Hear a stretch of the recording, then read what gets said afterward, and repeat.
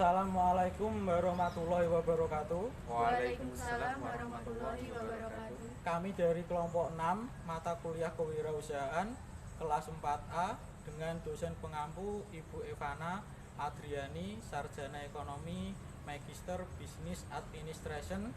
Tujuan pembuatan video kali ini yaitu untuk memenuhi tugas kedua dengan melakukan praktek lapangan atau observasi UMKM lokal. Sebelum menonton video ini lebih lanjut, izinkan kami memperkenalkan diri masing-masing. Nama saya Linda Ayu Wahyunita, NIM 2018 11152. Nama saya Ahmad Faik Rizky, NIM 2018 11153. Nama saya Mailina Feda Nur Azizah, NIM 2018 11156. Nama saya Ilham Khalik Lukman, NIM 2018 11161.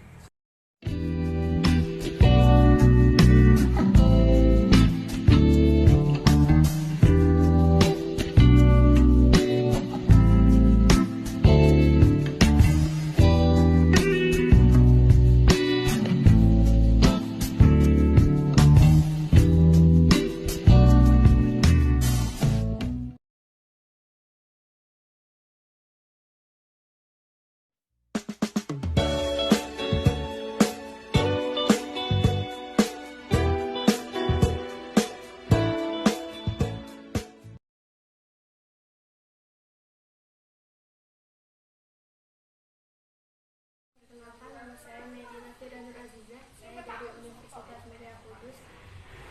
Di sini saya akan melakukan observasi untuk memenuhi tugas kewirausahaan. Di sini saya ingin menanyakan kepada Ibu sejarah tentang pembuatan kopi ini.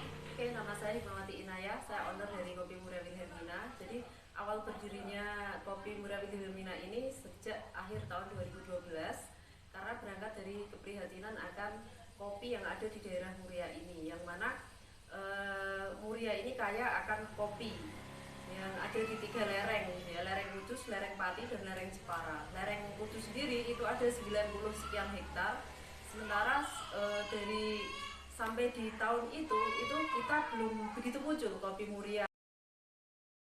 Teman, tidak cuma saya sendiri, itu mulai membranding kopi Muria yang kebetulan produk saya Kopi Muria Wilhelmina. Mungkin Ibu bisa menunjukkan produknya.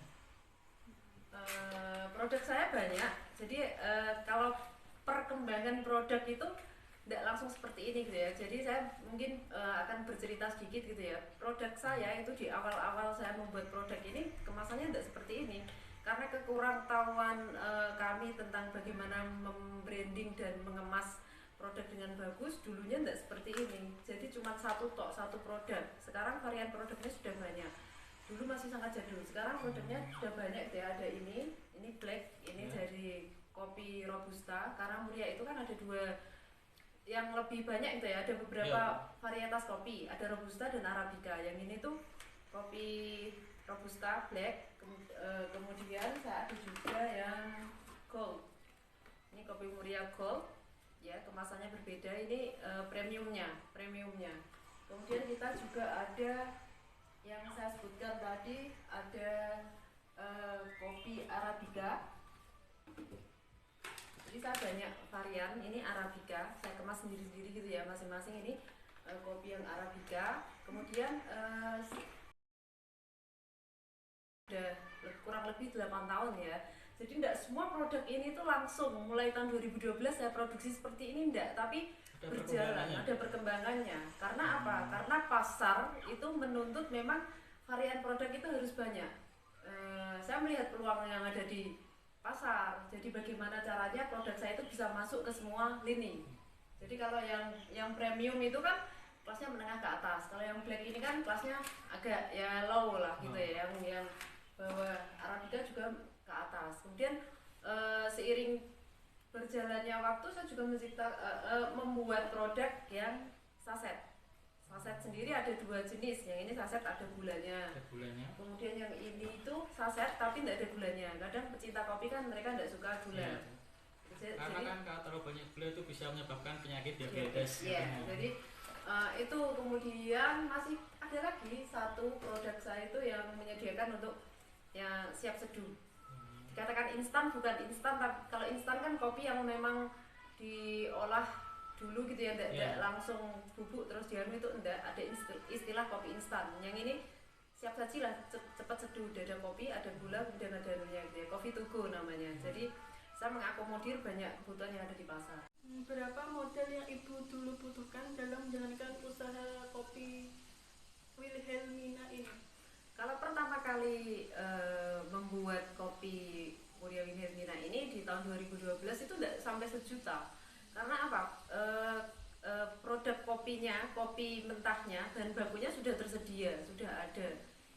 Kemudian kalau dulu kita produksinya kan masih manual roasting. Kalau sekarang udah pakai mesin gitu ya.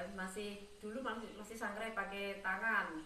Kemudian kita grindingnya pun belum punya mesin grinding sendiri, masih ikut grinding di apa ya, tempat penggilingan kayak gitu kan. Jadi kita hanya dulu itu model kreweng itu ya, kalau bahasa Jawanya itu kreweng, susuk, kemudian kopi. Katakan kalau diakumulasi itu paling tidak ada sekitar 300.000.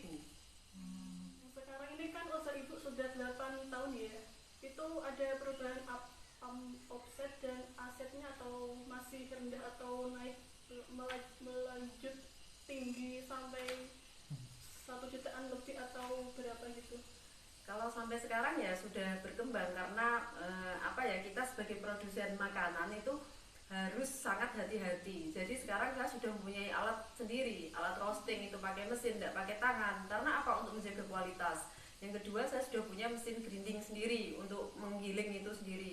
Kemudian mesin sealer kita sudah ada sendiri. Jadi ketika di proses produksi makanan saya itu tidak ada kontaminasi dari luar, karena pergerakan makanan itu ada di daerah rumah saya sendiri. Kalau dulu kan karena keterbatasan saya, pengetahuan maupun keterbatasan modal itu tadi, alur makanan ini, proses makanan ini kan masih saya bawa keluar, masih grinding di luar ya gitu kan. Nah, demi menjaga kualitas sekarang saya sudah meningkatkan itu tadi yang jenengan tanyakan tentang aset itu tadi. Saya sudah punya banyak mesin yang nilainya kalau sampai sekarang ya ada kalau sekitar 50 juta itu yang berupa mesin, belum berupa bahan baku. Jadi memang ada peningkatan itu ya memang diambil dari omset ya, dari penjualan. Jadi kita tidak terus ambil uang dari luar kemudian untuk beli alat itu. Jadi memang pemasukan itu kita kembangkan untuk mengembangkan usaha ini gitu. Ibu ini memasarkan produknya. Jadi kalau dari pemasaran saya ada 2 cara. Yang pertama online, kita ada di marketplace ya. Kemudian melalui Instagram, melalui Facebook itu yang online. Kemudian secara offline itu kita langsung ke stok, ke toko-toko oleh-oleh, ke toko-toko yang tidak cuma oleh-oleh sih, ke toko-toko kayak gitu ya. Kemudian ke warung-warung berdasarkan produk. Jadi produk saya apa, masuknya kemana itu beda-beda. Jadi misalkan produk cup ini kita masuknya kan ke angkringan kayak gitu kan, ke warung-warung kayak gitu. Kalau produk-produk yang lain nanti ada segmennya sendiri gitu kalau offline. Nah, kalau jangkauan pemasarannya kita sudah sampai ke luar daerah, tidak cuma Kudus. Kalau Jawa Tengah itu yang paling jauh kita ada di Magelang. Kalau di luar provinsi kita ada di Jogja, di Jakarta, kemudian di Jawa Barat itu juga ada gitu. Lalu bisa diceritakan Bu, bagaimana tahapan produksinya? Produksinya kita mengolah kopi itu memang nggak bisa asal-asalan gitu ya. Yang pertama kita pilih dari bahan baku green bean, itu biji kopi itu kita sortir dulu, kita pilih biji-biji yang paling bagus. Kemudian setelah itu baru di grinding, di roasting itu dipanggang kayak gitu ya. Setelah di roasting kemudian ada proses grinding, digiling karena kita produknya itu berupa kopi bubuk. Setelah di grinding nanti kita packaging, kita kemas gitu ya, kita packaging, kita kemas, kemudian itu udah selesai, siap dipasarkan. Pengemasannya berubah-ubah dari? Iya, pengemasannya kita berubah-ubah sesuai dengan apa ya, kita kan memang harus selalu fresh gitu ya. Orang melihat produk itu kan, ketika produk itu unik dan bagus gitu ya, mereka baru mau membeli. Jadi saya memang selalu berinovasi dalam pengemasan. Ada pengembangannya Bu? Iya, ada, selalu ada pengembangan dalam packaging. Terus bagaimana cara Ibu untuk merekrut karyawan atau pengembangan di sektor SDM-nya?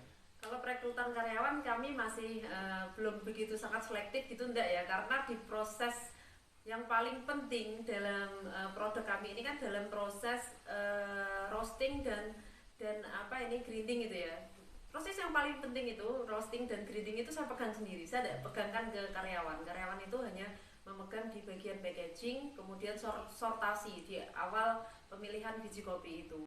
Jadi untuk pelatihan SDM itu karyawan perekrutan itu masih tidak begitu selektif dan tidak begitu ketat. Yang penting dia ulet, jujur, itu saja. Jadi kita tidak ada permintaan khusus dari karyawan itu enggak, cuma seperti itu saja. Untuk konsistensi rasanya Bu, kalau misal sama karyawan itu kurang selektif Bu? Ya, kalau kan tadi proses pemasakannya kan saya sendiri. Kenapa saya sendiri? Tidak saya percayakan ke karyawan. Saya khawatirnya konsistensi itu tadi. Iya. Karena roasting itu meskipun dengan bahan yang sama, dengan durasi yang sama, tapi dipegang oleh tangan yang berbeda.